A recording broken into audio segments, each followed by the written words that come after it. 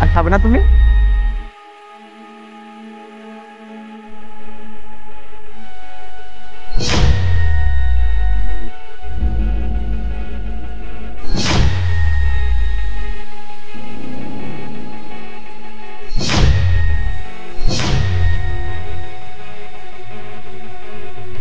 কি হলো নির্ঝর, তুমি একে দেখে বসে কেন পড়লে?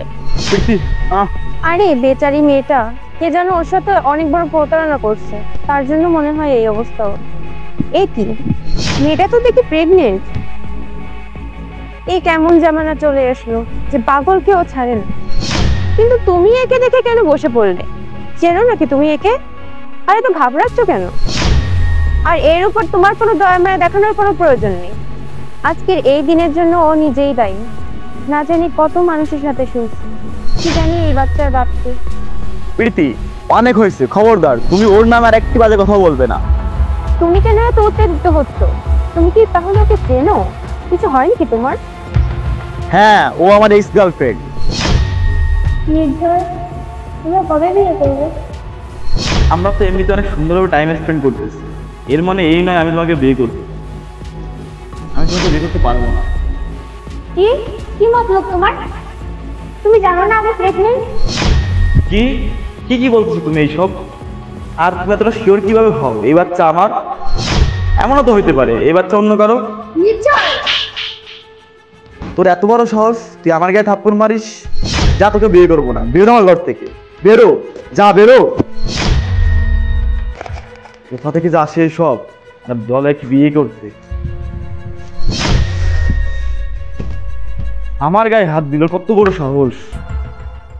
আর তুমি যে বাচ্চাটার নামে আজে বাজে কথা বলতেছো না, এই বাচ্চাটা আর কারণ না, বাচ্চাটা আমারই। কি, এই বাচ্চা তোমার? যখন তুমি একে এতটাই ভালোবাসতে, তাহলে তুমি ওকে কেন বিয়ে করোনি? আমাকে কেন বিয়ে করছো? ও একদিন আমার বাসায় এসে বললো ও নাকি প্রেগনেন্ট। আমি না তখন খুব ভয় পেয়ে গেছিলাম, এর জন্য না আমি ওকে ছেড়ে দিয়েছিলাম। এরপর যখন আমি নিজের ভুল বুঝতে পারি, ওকে অনেক জায়গায় খুঁজেছি কিন্তু কোথাও না ওকে পাইনি। আর তারপর আমার ফ্যামিলি সবাই মিলে জোর করে আমাকে তোমার সঙ্গে বিয়ে দিয়ে দিয়েছে।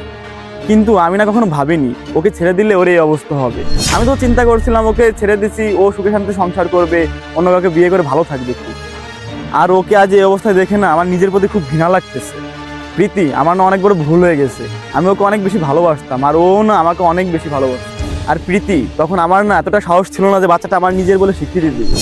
আর তখনকার আমার এই ভুলের জন্য না আজের এই অবস্থা। তুমি এতটা খারাপ মানুষ আমি কখনো ভাবতে পারিনি। তুমি এই মেয়েটার সঙ্গে অনেক বড় অন্যায় করেছো। আমার তো এখন তোমাকে স্বামী বলে মেনে নিতেও ঘৃণা করতেছে।